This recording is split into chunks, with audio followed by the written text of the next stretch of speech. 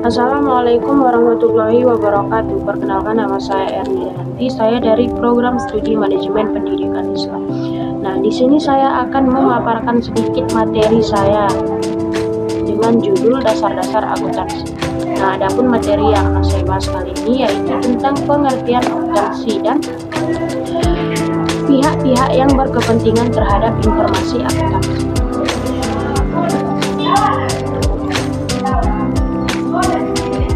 Menurut Accounting Association, akuntansi adalah proses identifikasi, pengukuran, dan penyampaian informasi ekonomis untuk memungkinkan pembuatan pertimbangan-pertimbangan dan pengambilan keputusan yang jelas dan tegas oleh pemakai informasi tersebut.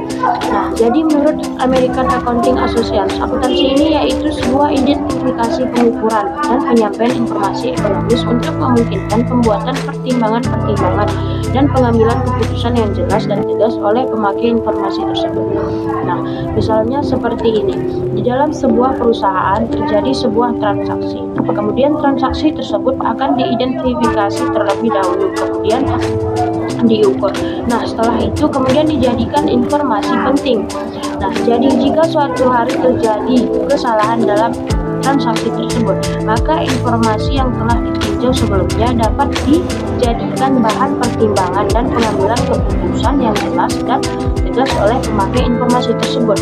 Nah, di sini dapat kita simpulkan jika akuntansi itu adalah suatu proses pencatatan dan merangkum suatu transaksi-transaksi yang kita lakukan, kemudian akan dikumpulkan dan dijadikan sebuah data penting yang dapat digunakan di kemudian hari jika terjadi suatu hal-hal yang tidak diinginkan. Nah, kemudian materi yang kedua yaitu tentang pihak-pihak yang berkepentingan atas informasi akuntansi. Nah, adapun pihak-pihak yang berkepentingan terhadap informasi akuntansi ini yaitu antara lain yaitu pimpinan perusahaan. Nah, pimpinan perusahaan ini yaitu orang yang dipercayakan oleh pemilik perusahaan menjadi pimpinan di suatu perusahaan tersebut. Nah, fungsi pimpinan perusahaan ini yaitu sebagai bukti tanggung jawab para pemilik perusahaan atas jasa kepercayaan diberikan kepadanya untuk mengelola perusahaan tersebut. Nah, kemudian sebagai alat pelaksanaan kegiatan perusahaan. Jadi, pimpinan perusahaan ini berfungsi sebagai penanggung jawab dalam sebuah perusahaan tersebut, kemudian sebagai penilai pelaksanaan kegiatan dalam perusahaan tersebut, kemudian sebagai pengukur tingkat biaya dari kegiatan perusahaan tersebut. Kemudian pihak yang berkepentingan ada lagi yaitu pemilik perusahaan. Jadi pimpinan perusahaan ini yaitu bawahan dari pemilik perusahaan. Nah, adapun pemilik perusahaan ini yaitu orang yang mempercayakan perusahaannya kepada orang lain. Misal si A memiliki sebuah perusahaan, kemudian dipercayakan kepada si B untuk menjadi pimpinan perusahaan tersebut. Nah, maka fungsi dari pemilik perusahaan ini yaitu sebagai alat yang telah dicapai oleh pimpinan perusahaan, kemudian sebagai dasar penentuan taksiran keuntungan yang akan diterima di masa akan datang. Nah, jadi fungsi pemilik perusahaan ini yaitu sebagai alat yang telah dicapai oleh pimpinan perusahaan. Nah, jadi sesuatu yang telah dicapai oleh pimpinan perusahaan tadi dalam perusahaan tersebut akan ditinjau kembali oleh pemilik perusahaan, kemudian dia akan menilai atau menafsir keuntungan yang akan diterima oleh perusahaan tersebut di akan datang. Nah, kemudian pihak yang berkepentingan terhadap informasi akuntansi tersebut yaitu ada kreditur dan calon kreditur. Nah, kreditur ini adalah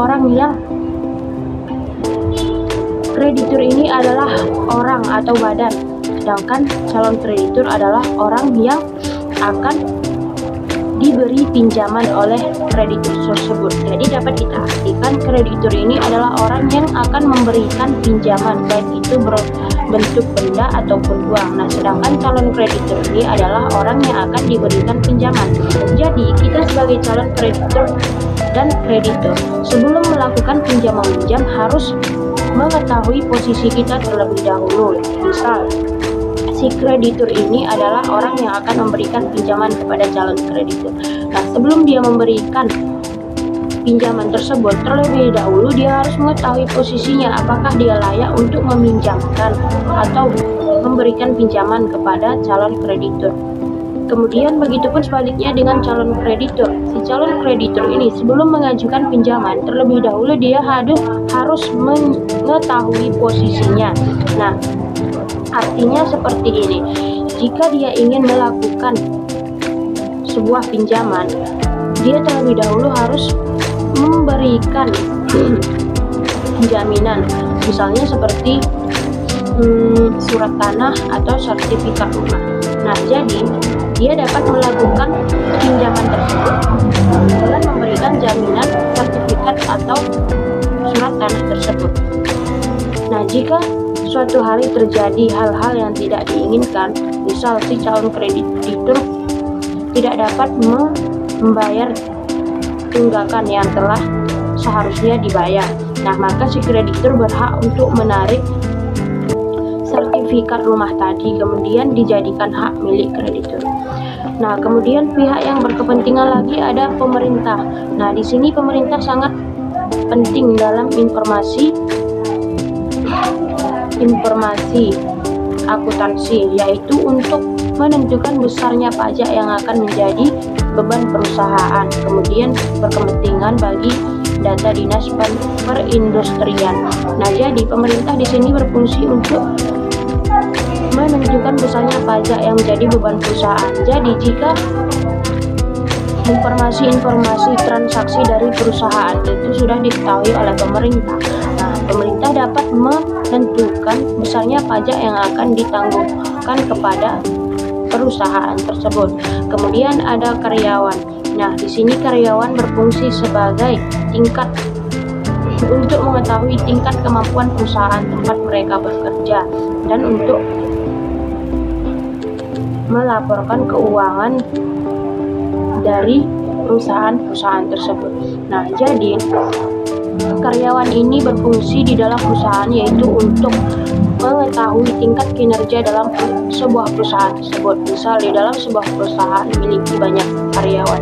Nah, si karyawan ini dapat memantau atau melihat kinerja dari pimpinan perusahaan tersebut. Nah, jika suatu hal terjadi, hal-hal yang tidak diinginkan yang dilakukan oleh pimpinan perusahaan tersebut, maka si karyawan ini berhak untuk melaporkan kepada pemilik perusahaan.